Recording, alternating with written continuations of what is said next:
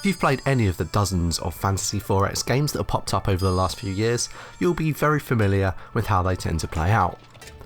You choose your stereotypical fantasy race, build up your empire, and fend off your rivals through war, magic or diplomacy, until eventually the game hands you a big trophy and calls you the winner. Stardock's Sorcerer King tells a slightly different story. You've already lost, the world is in ruins, and it's only a matter of time before a wannabe Sauron who calls himself the Sorcerer King finishes his research and casts a spell to ascend to godhood, at the expense of turning everyone else into piles of dust. More so than in any other 4X game, in Sorcerer King you're acutely aware of the sword of Damocles hanging over your head. The big bad's progress towards global annihilation is measured by the Doomsday meter, which ticks up every time he demolishes one of the magical shards scattered across the map. To stop him, you'll have to secure as many of these shards as possible, and then keep them secure and protected from the roving bands of minions and monsters that are being sent out to destroy them. You can roll the Doomsday counter back a bit by completing side quests and casting certain spells, but you can never halt its inexorable progress entirely, and some actions, like accepting offers of aid in terms of new magic and resources from the king himself, will bump it up even further. It's an effective prod to get you out into the map, exploring and expanding your borders, but at the same time it's not too punitive. The game gives you plenty of time to get your bearings, and its focus on RPG-like questing encourages smart use of your hero and a few key units, rather than pushing you to grind out army after army. The meter also governs how aggressively the Sorcerer King comes after you.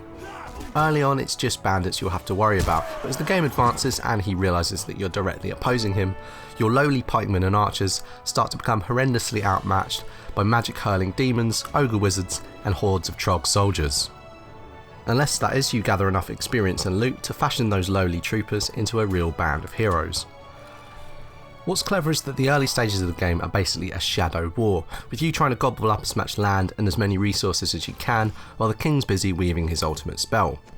Eventually he'll notice the number of cities that you've founded, and at that point you have to judge whether you're strong enough to risk open war, or whether it's best to back off and build up your strength.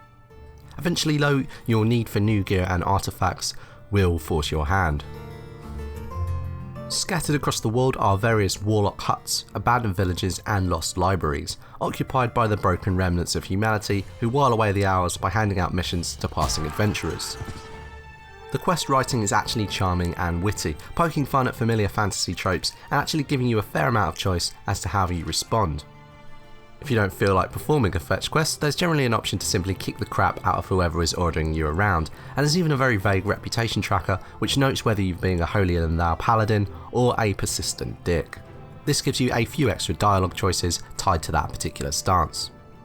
In fact, in lieu of traditional 4X diplomacy, it's actually questing that will win you essential allies in your battle against the Sorcerer King. Dwarves, yetis, swamp giants, wraiths, your familiar cast of fantasy races are all present and correct, but none of them are in any shape to stand up to the enemy on their own. To recruit them, you'll have to perform various missions in order to convince them of your value. Meanwhile, the king is also trying to sway them to his team, so you find yourself in a constant tug of war for influence over the minor races. Completing quests and nabbing treasure chests scattered across the world will net you various resources, which you can use to craft new weapons and items. These aren't restricted to your hero units either. Your basic band of archers could also wear that sweet hat of initiative you found, or cover themselves in plate armour for a defensive bonus. Random crafting recipes found in the wilderness can make a huge amount of difference.